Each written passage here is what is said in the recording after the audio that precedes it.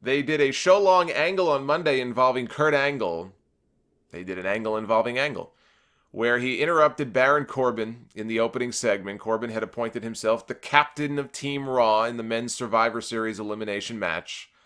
He will not be competing in the match because of his duties, although Shane McMahon is the commissioner of SmackDown and he is wrestling, so none of this makes any sense.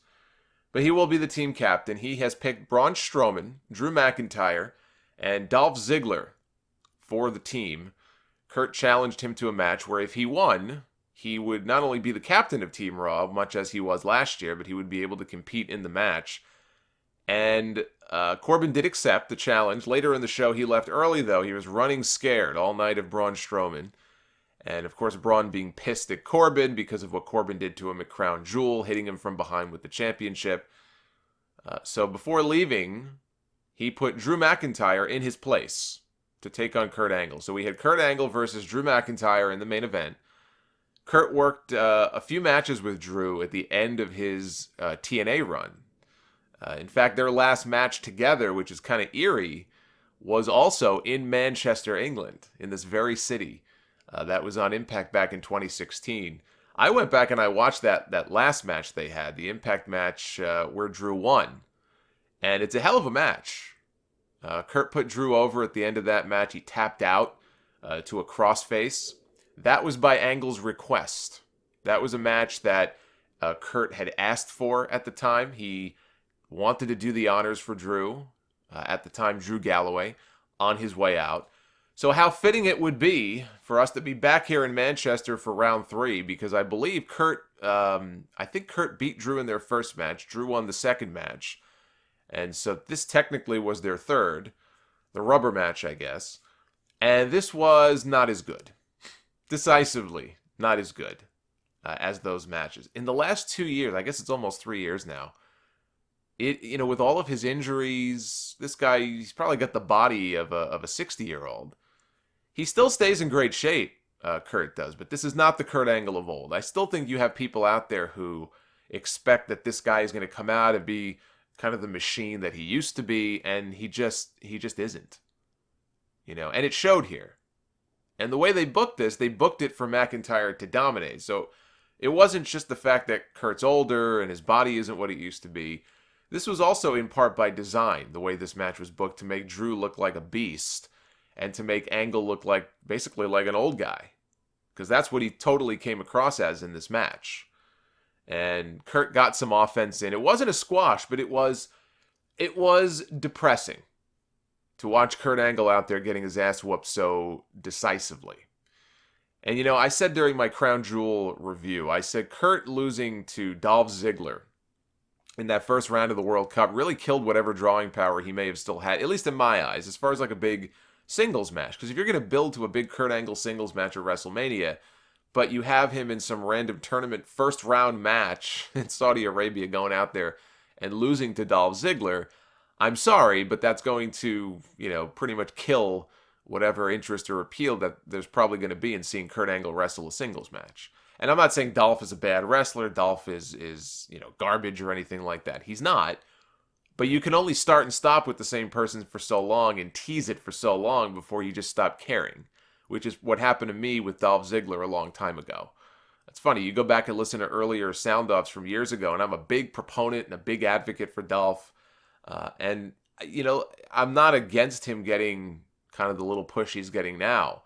But I bet if you go back and listen to that and listen to a bunch of those rants, especially after Survivor Series in 2015, when it looked like, with Roman being out hurt and doing what they did where he was like the sole survivor when Sting helped him pin Seth Rollins in that match when Sting debuted, it was like, wow, they have a real opportunity here, especially with an opening. There's clearly a roster opening here at the top of the card. Maybe they're actually going to do something with Dolph Ziggler. And what did they end up doing? I think they did some dumb angle where they fired him. They fired him and Ryback, and they came back a couple months later, and of course they didn't do shit with him. So at that point, you throw your hands up in the air and say, fuck it. Who cares? Who could possibly care? That's been my attitude with him now for a long time. So watching that, in my eyes, it didn't really, do any favors for wanting to see Kurt in some kind of big future match. there really is no great big Kurt Angle singles match left, I don't think, at this point, that can get me excited. Those days are over. Him against Daniel Bryan, him against Seth Rollins. Yeah, those are probably two of the best guys you could put him in the ring with at this point for him to work with, who could probably still get like a truly, maybe they could get a truly great match out of him, but there really are no Kurt Angle, what I would call dream matches left. So then he lost here to Drew. And I didn't hate it. You would think that this is building up to some kind of rant about why are they doing this to Kurt Angle. Au contraire, that is not what this is. It was sad to see him booked like that, but according to, there's a report on the Sports Illustrated site, and always take what you read on there with a grain of salt, because it is not always accurate. Even though it's got the Sports Illustrated seal, it's not always accurate. But they mentioned there that the way the match was booked here on Monday was Kurt's idea. That Kurt Angle and Vince McMahon together conceived of the idea for it to go down the way that it did. Kurt pitched it to Drew himself to let him know, here's what we're going to do, and this is how I want it to go down. You could tell from the end of his Impact run that he really does see McIntyre as something special. This is why I can see this report being true. He did the same thing in Impact when he left. He wanted to lose to him. He wanted to put him over, because he obviously saw something in him. So I don't have any trouble believing that he would want to do the same thing here. You know, he's a selfless guy. Kurt reminds me a lot of Chris Jericho. Chris Jericho, you could talk about Jericho. He's conceited. He thinks so much of himself and all this stuff. Well, there's a reason for that. If you look at his body of work, Jericho has done a lot of shit that a lot of people have not done across multiple promotions. And yeah, he's older, and physically he doesn't look the same as he used to look. But Jericho's out there doing everything in his power to keep his stock as high as it can be. A lot of these guys leave WWE, and you never hear from them again. So I think that's a credit to Jericho. But the thing about Jericho is, he never came across as somebody who was sort of conceited, like this guy doesn't like losing or anything like that. He lost to plenty of guys. If anything, I would say Jericho probably lost too many times. But there are a few top guys like that, if you look at their body of work, who come across as being very selfless, in that they will put the company or put the business or put, the younger guys before themselves, and it's not a big deal if they lose, a bunch of matches. Not everybody is like that. I would put Kurt in that class. Rock, I think, was the same way also in his original run. Back in the early 2000s. Rock was in there with a lot of guys that, maybe he shouldn't have been in there with. And Rock never came across to me either as being somebody who, had to win every single match. Like frankly, not just Triple H, but Steve Austin. I'm not saying Steve Austin buried people, although clearly he did with Jeff Jarrett by not wanting to work with him. But, even Austin. Austin was a very paranoid guy who was protective of his spot. I've heard those stories before. So, I don't know that I would put Austin even in that class. Rock, I would. So, I found it sad, but I love the fact that they put McIntyre over as strong as they did on this show. You could argue, well, how impressive really is it? If Kurt is made to look so weak, wouldn't it have been better for Kurt to be booked like a machine and have Drew beat that version of Kurt Angle? The problem is I don't think that version of Kurt Angle really exists anymore. Although I would agree, that could have been... he could have been given a little more offense to make it a little more competitive. But they clearly see the value in building McIntyre up as a top guy. And they're going for it. Him tapping out Kurt Angle to his own move. He beat him with the ankle lock. That was huge. And it's nice to see them using one of the old guys to really put over a younger guy who is on the rise. If anything, we need to see more of that. I'm getting real sick and tired, I got to tell you, of seeing all the old guys these days. And, they're coming back for a payday, and that's fine. They're entitled to do that.